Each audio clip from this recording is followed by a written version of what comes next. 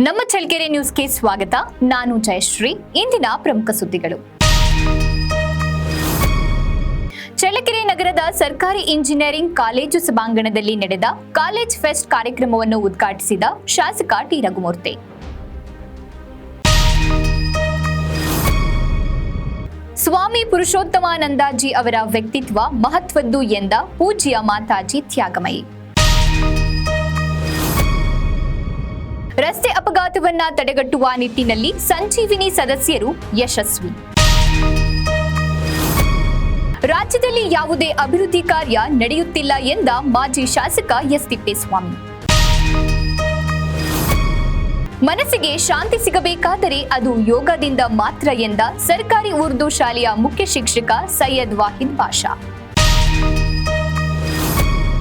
ಸಾರಿಗೆ ಡಿಪೋ ಪ್ರಾರಂಭಿಸಲು ಒತ್ತಾಯಿಸಿ ರೈತ ಸಂಘದಿಂದ ಪ್ರತಿಭಟನೆ. ಕೆಡಿಪಿ ಸಭೆ ಕರೆಯಲೇ ಇಲ್ಲ ಎಂದ ಗೋವಿಂದ ಎಂ ಕಾರಜೋಳ.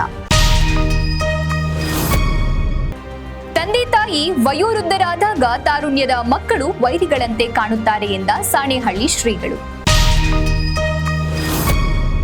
ವಿದ್ಯಾರ್ಥಿಗಳಿಗೆ ಯೋಗ ತುಂಬಾ ಮಹತ್ವದ್ದು ಎಂದ ಮುಖ್ಯ ಶಿಕ್ಷಕಿ ಎಂ ಸುನೀತಾ. ನಮ್ಮ ದೇಹಕ್ಕೆ ನೀರು, ಆಹಾರ, ಗಾಳಿ ಎಷ್ಟು ಮುಖ್ಯವೋ ಯೋಗವೂ ಅಷ್ಟೇ ಮುಖ್ಯವಾದದ್ದು ಎಂದ ಸರ್ಕಾರಿ ಹಿರಿಯ ಪ್ರಾಥಮಿಕ ಶಾಲೆಯ ಮುಖ್ಯ ಶಿಕ್ಷಕ ಕೆಎಚ್ ಜಗನ್ನಾಥ್.